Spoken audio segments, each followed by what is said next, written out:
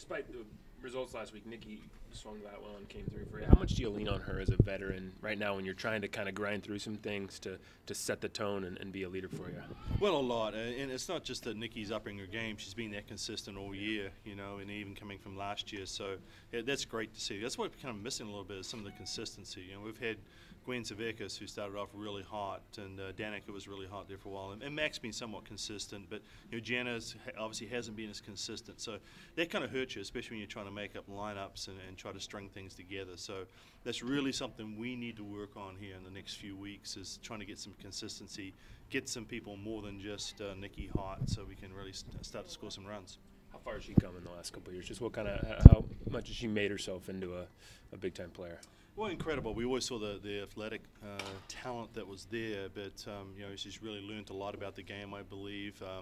You know, we used to say that she had like alligator arms. Being as tall as she is, she got really bound up, you know, so just getting her to use her levers a little bit, and Coach Kalidas has worked real well with her on that.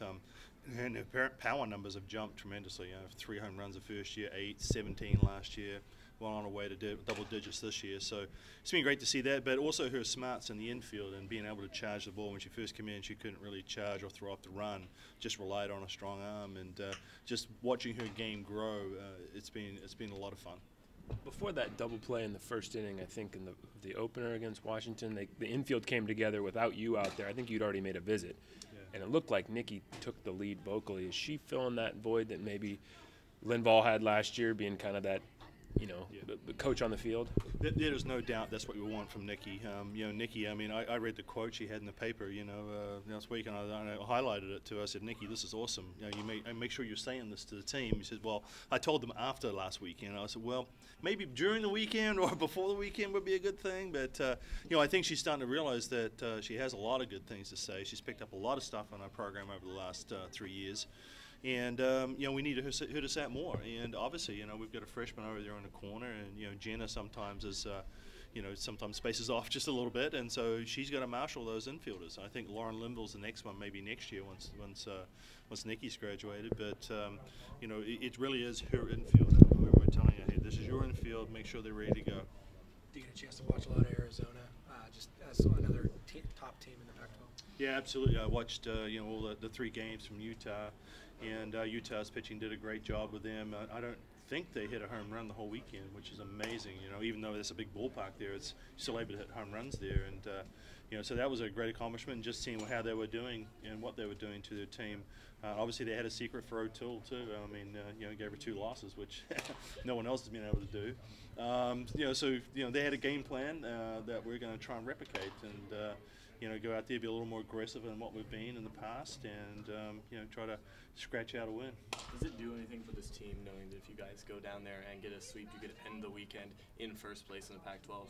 Well, we're not necessarily talking about that right now. About us, we got to just play better softball, you know, and you know, at times, you know, we can play as good as anybody, and we've seen that in the past. But I think our pitching is kind of going to be there. Our pitching is not really disappointing me. Obviously, you know, giving up that 2-run lead in the 7th last weekend was a bit of a shock. I mean, I didn't think that would happen. But overall, I think that our pitching staff is strong as a staff, and so I'm not so concerned in that area. But definitely the defense at times, we're giving up some big errors, not making some big plays. I mean, there's opportunities to make some plays. But offensively, we have to string the ball together, and we have to get some more runs. Is there any sense, all 4 of you guys' losses have been by 2 runs or less, is there any sense that your team has just kind of been hurt by some poor luck? Well, you know, you don't want to look at that. I think you make your own luck, and if you start looking at that, you're making excuses, you know. I mean, but we all put different socks on at the right time, right? You know, we got all that luck kind of thing going, superstitions, you know. But especially when we were on that winning streak, everything was the same. But now, you know, it's about, you know, the game rewards the team that plays the best. And, you know, last weekend I thought on, you know, we didn't play the best, really. If you look at the series, you know, Washington now hit us 12 hits to 5 or something, and they deserved to win that last game, especially in the last 2 innings. But so, you know, we just got to play better softball. We you know, give good teams more opportunities than they deserve.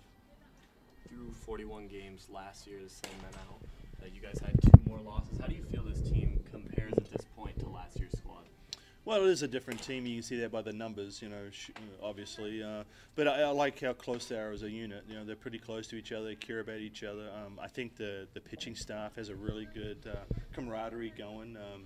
you know, and I think the freshmen are learning a lot, and that's going to help us. You know, if we're not as successful this year, then I'm hoping we'll get even more successful next year with a strong core at the pitching group. You know, the other ones are going to lead us for the next 3 or 4 years. I mean, I'm really excited about that, and I think everybody in the program is excited about that.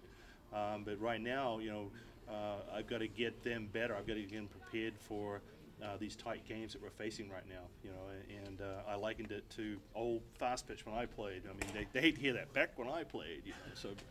But you know, it was back when I played. It was 1-0, 2-1 kind of ball games, 14 innings. I mean, whoever made a first mistake, and I think in some respects the players have been somewhat spoilt by all these runs, and they have 6 runs cushions, and you know, and they have people have batting averages of 450, and I mean that's not really fast pitch the way I was brought up. It was like if you had a 300 batting average, you were doing something. It's kind of like baseball, you know. When you had a 300 average in baseball, it's pretty good, you know.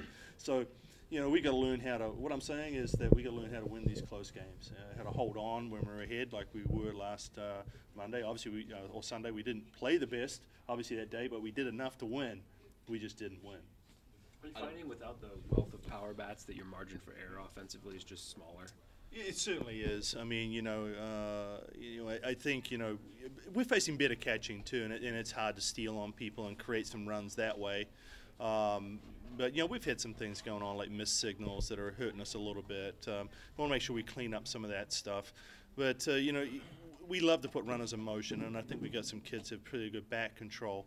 But right now we need someone that's going to protect Nicky Udrih. I mean, teams are going to see that as an opportunity to pitch around her, and you know, we need someone to step up, whether it's Gwen Savekis or Jenna Lilly, but or Camuso. You know, those 3, one of them has to step up and protect Nicky if we're going to be successful. Do you have conversations with them? Do you ever set them aside and kind of talk about them needing to step up? Yeah, we sure did. Tuesday we had one-on-one conversations, or I did personally with the players, and just talked through their roles at this part of the season, and you know, tried to, you know, keep the positive side of things. And you know, with Jenna, I was going back to 2 years ago, and I was looking at how she was hitting and some of the things she was doing, and you know, just stuff like that. And of course, you know, trying to actually, I showed them some hitting of the kid from Washington, Aguilar. You know, and so I mean, I like that swing. It's very simple. It's very repeatable. So just a lot of things like that. Just trying to keep their head in it and understand that, you know, without pitching staff, we're going to be in the games, and we can't lose fact of that. And it's not like the game's going to get away from us, I don't think. And, you know, it could happen, but we're going to be in the games. We've got to kind of scratch runs, and we got to hold on. I don't see a pet rock around this time. Yeah. Those meetings and the last couple of days giving you a second thought on whether you need that kind of extra reinforcement for your team?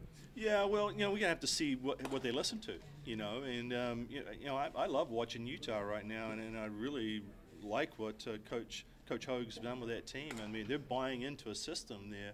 I mean, they've beaten UCLA 3 times at their ballpark. They beat the #1 team twice in their ballpark. I mean, that's something I don't think we've done, you know, and so that's a tremendous accomplishment by them, and they're attacking, you know, and I think we need to take a page out of their book, be a little more aggressive, and go after these pitches we're facing.